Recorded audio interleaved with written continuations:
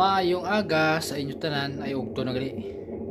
So ngayong tanghali pala mga guys ay gagawa ko ng tawag dito, maglilinis pala ako. Ito tinanggalan ko ng wire kasi ayusin ko ito uli, ilalagay ko sa i-roll ko siya. Kasi makalat ito yung ginamit ko dati sa sa pang-design ko sa labas. At dito sa labas ko makikita nyo, ito pala yung mga bulaklak namin, no. Ito yung artificial at ito naman yung fresh. So maraming mga ref dito pero ang iba sira. So ito naman yung sa labas, may bulaklak din kami dito. So yan, may mga chocolate din. Ayan, makikita nyo, ayan, may mga chocolate. Ayan. Tsaka dito sa labas, yung may ginawa ko dito na red kasi malapit na yung Valentine's. So ito yung red na shabka engagement setup yan, no. Tapos ito naman yung yung purple panglamisan, no, pang wedding. Ito naman ang ginawa ko na bilog, dalawang bilog to sa entrance namin. So ayan, kasi makalat dati yan eh. Ayan, no, hindi maayos. So yan, inayos ko lang, sinimplihan ko. Tsaka ito yung ginawa ko ng isang araw,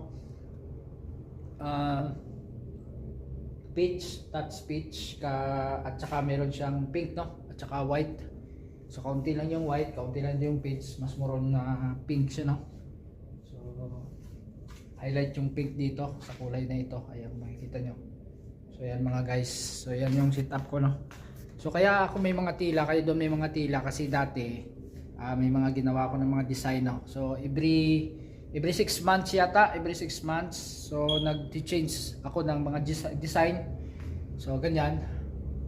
At saka dito pa pala sa likod mga body, ayun makikita nyo. So ito yung ko mga body, no. Ito yung setup ko na red din siya, no. Ayan, makikita nyo. So all red din siya. Simple lang, no. So actually may balon dyan siya. May balon sana dyan sa taas, kaya lang pangit tingnan. Kaya tinanggal ko, no. So ayan mga body, no. Ayan yung red. So ayan yung setup ko sa red. Ayan. So ito po yung pink. So kailangan hindi magkapares yung mga design. Saka dito naman sa loob, mayroon din ditong shabka din. Dalawang shabka doon sa labas at saka dito. So ito yung shabka na blue. Touch with blue. 90% white, 10% blue. So mas more on white siya kasi bakit naman pag more on blue siya? Kasi mayroon na siyang gumas sa Arabic, sa atin naman na mayroon na siyang tila na blue. So magiging dark sa tingnan. So ito po yung may acrylic pa dito. Naiwan yata ng kasama ko ito kasi may